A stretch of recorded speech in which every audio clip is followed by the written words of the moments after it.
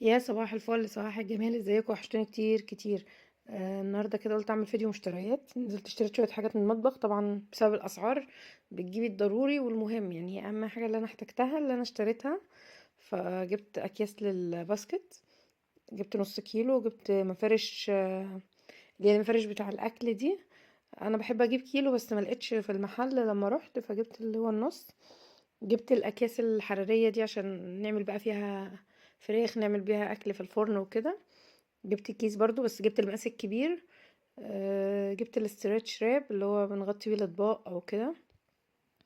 ده جميل جدا وبيقعد مدة يعني. الاسعار بقى مش فاكرة، يعني مش كل الاسعار فاكراها. جبت ده ورق زبدة بس ده مختلف عن النوع اللي جبته قبل كده. ان شاء الله يبقى حلو يعني. ده اللفة 8 متر في 40 سنتي. آه، كخامة انا شايفاها احلى من اللي كنت جايباها قبل كده. جبت برضو الورق الفويل، جايبة اللي هي ال20 متر. عشان بتقعد اكتر، لان في حاجات بتبقى اصغر من كده ناخد بالنا، يعني لما نيجي نشتري نركز في المقاس. لان ساعات بتجيبي البكره ومش بتقعد فتبقي محتاسه هي خلصت ليه. دي قشاره تركي. عشان قشره البطاطس بتاعتي اختفت كده، كان في الشقه واختفت، معرفش ابني ضيعها عمل فيها ايه، رميها الله اعلم يعني. جبت الفراش دي، قلت اغسل بواحده البطاطس واحده اعملها للمواعين، يعني اقسمهم كده لكذا حاجه. جمال كان عندي قبل كده. في استخدامهم حلوين يعني. كل سنة وانتم طيبين، واستنونا بقى في الفيديو بتاع فرش رمضان. احنا عملنا التنظيفات بتاع البيت، ناقص بس نفرش وهنزل لكم الفيديو على بعضه.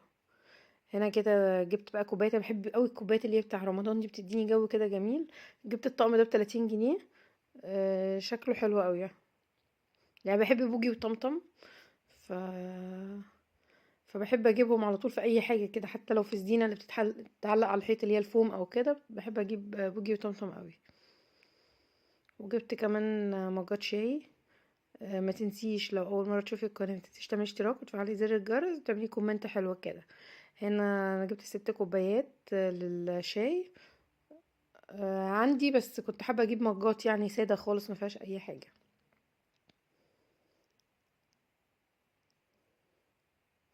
واشترينا ايه تاني؟ اشتريت اطباق خشاف. وجبت الشفشق ده. يعني الشفشق ده انا جبته آه، اكليريك، ما لقيتش ازاز، فقلت اجيب اكليريك شكله حلو برضو لحد ما انزل واجيب ازاز برضو، لان انا بحب الشفاشق الازاز. وتقريبا الاطباق اللي هي الازاز اللي هي الصغيره دي ما اتصورتش معاكم، اللي هي تحت الكوبايات دي. دول 6 بولات كانوا عاملين 25 جنيه. في حاجات انا فاكره سعرها وحاجات لا. كل سنه وانتم طيبين.